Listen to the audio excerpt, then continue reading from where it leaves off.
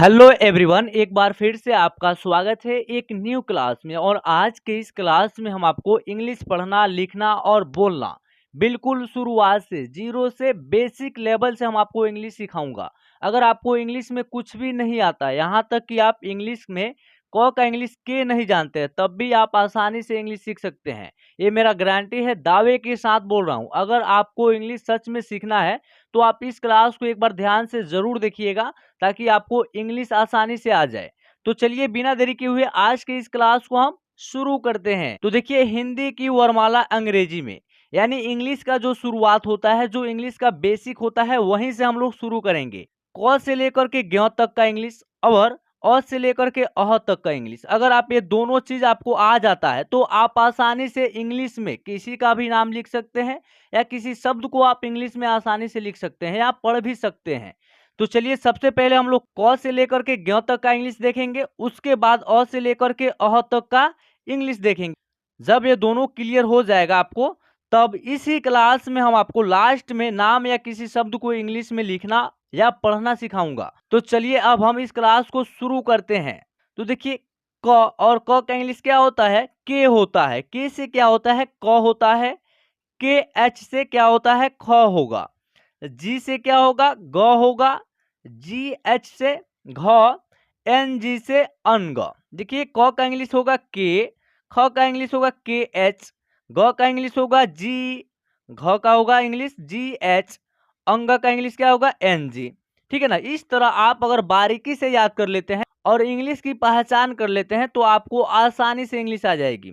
देखिए, C H से क्या होगा? च होगा। सी डबल एच से छ, जे से ज, जे एच से झ, वाई एन से य। च का इंग्लिश क्या होगा? C H. छ का इंग्लिश क्या होगा? C double H. और ज का इंग्लिश क्या होगा? जे। झ का इंग्लिश क्या होगा? J H. य का इंग्लिश क्या होगा? Y N. ठीक है ना? चलिए नेक्स्ट। चलिए, टी से ट, टी एच से ठ, डी से ड, डी एच से ढ, एन से अड़। देखिए, ट का इंग्लिश क्या होगा? टी। ठ का इंग्लिश क्या होगा? T H. ड का इंग्लिश क्या होगा? डी। ढ का इंग्लिश क्या होगा? D H. अड़ का इंग्लिश क्या होगा? एन। अगर आप ट से लेकर के अड़ तक का इंग्लिश आप ध्यान से देख लेते हैं, तो आप त से लेकर के न तक का इंग्लिश सेम वही होता है जो ट से अड़ तक होता है। ठीक है? देखिए, ट का इंग्लिश टी होगा तो त का इंग्लिश यहाँ टी होगा। ठीक है? ठ का इंग्लिश टी एच होगा तो यहाँ थ का इंग्लिश क्या होगा? टी एच होगा। ठीक है ना? ड का डी होगा तो यहाँ द का डी होगा।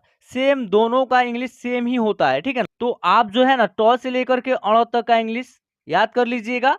सेम वही इंग्लिश त से लेकर के न तक का होगा। ठीक है ना? चलिए नेक्स्ट। पी से क्या होगा? प होगा। पी एच से फ होगा। बी से क्या होगा? ब। बी एच से भ। एम से क्या होगा? म होगा। क्या होगा? एम से म। देखिए, पी से प होगा, यानी प के लिए पी का प्रयोग करेंगे। और फ का इंग्लिश क्या होगा? पी एच होगा। और ब का इंग्लिश क्या होगा? बी होगा। भ का इंग्लिश बी एच होगा। म का इंग्लिश एम होगा। ठीक है ना? चलिए, इसी तरह आपको याद करना होगा, इंग्लिश की पहचान कर लेनी होगी एक एक अक्षर का। आपको अगर इंग्लिश की पहचान हो जाती है तो आपको इंग्लिश में जो भी लिखना होगा आप आसानी से लिख पाएंगे, पढ़ना भी होगा तो आप आसानी से पढ़ पाएंगे। यानी कि जो इंग्लिश की शुरुआत होती है ना, यहीं से होती है। इसी लेवल से आपको इंग्लिश की शुरुआत होगी। चलिए, वाई से क्या होगा? य होगा। आर से र होगा। एल से ल होगा। डब्लू से व होगा। ठीक है? यहाँ तलावेश्वर रहेगा। देखिए, ऐसे रहेगा तलावेश्वर। ठीक है ना? और तलावेश्वर का इंग्लिश क्या होगा? एस एच होगा। देखिए, य का इंग्लिश वाई होगा। र का इंग्लिश आर होगा। ल का इंग्लिश एल होगा। व का इंग्लिश क्या होगा? डब्लू होगा। तलावेश्वर का इंग्लिश एस एच होगा। क्या होगा? एस एच होगा। ठीक है ना? मूर्धन्त स, इसका इंग्लिश क्या होगा? S H. सेम होगा। दंत स, इसका इंग्लिश होगा एस। क्या होगा? एस। ह का इंग्लिश एच होगा। संयुक्त छ है और इसका इंग्लिश क्या होगा? के एस एच। ठीक है? त्र, और त्र का इंग्लिश होगा टी आर ए। ठीक है? ज्ञ, और ज्ञ का इंग्लिश क्या लिखेंगे? जी वाई ए। जी वाई ए से क्या होगा? ज्ञ होगा। ठीक है ना? देखिए, मूर्धन्त स का इंग्लिश होगा एस एच। एस से क्या होगा? स होगा। एच से ह होगा। KSH से संयुक्त छ होगा, TRA से त्र होगा और GYA से ग्यों होगा। ठीक है ना। तो इस तरह आप क से ग्यों तक का इंग्लिश की पहचान कर लीजिए। ठीक है ना। एक नोटबुक ले लीजिए और उसी नोटबुक में क से लेकर के ग्यों तक का इंग्लिश लिख लीजिए। ठीक है ना। और उसको बार बार लिखने का प्रैक्टिस कीजिए जब तक आपको इंग्लिश समझ में ना आ जाए, पहचान ना हो जाए, याद ना हो जाए, तब तक आप प्रैक्टिस कीजिए। ठीक है ना। चलिए नेक्स्ट अब हम लोग देखेंगे अ से लेकर के अह तक का इंग्लिश। ठीक है। देखिए अ का इंग्लिश क्या होगा, ए होगा। सिर्फ आपको इंग्लिश की पहचान कर लेनी है। कैसे करेंगे आप, अ का इंग्लिश ए होगा, आ का डबल ए होगा, छोटे ई की आई होगा, इस तरह आपको कर लेना है। ठीक है ना। चलिए ए से अ, डबल ए से आ, आई से छोटी ई, डबल ई से बड़ी ई, यू से छोटा ऊ, डबल ओ से बड़ा ऊ, आर आई से री, ई से ए आई से ए, ओ से ओ, ए यू से औ, ए एन से अन, ए एच से अह। ठीक है ना। यानी अ से लेकर के अह तक का इंग्लिश यही होता है। ठीक है, जो हमने अभी बताया। चलिए एक बार और देख लेते हैं। अ का इंग्लिश ए होगा, आ का इंग्लिश डबल ए होगा, छोटी ई की इंग्लिश आई होगा, बड़ी ई का इंग्लिश डबल ई होगा, छोटा ऊ का इंग्लिश यू होगा, बड़ा ऊ का इंग्लिश डबल ओ होगा, री का इंग्लिश आर आई होगा, ए का इंग्लिश ई होगा, आई का इंग्लिश ए आई होगा, ओ का इंग्लिश ओ होगा, औ का इंग्लिश ए यू होगा, अन का इंग्लिश ए एन होगा, अह का इंग्लिश ए एच होगा। तो इस तरह आप नोटबुक में अच्छे तरीके से लिख लीजिए।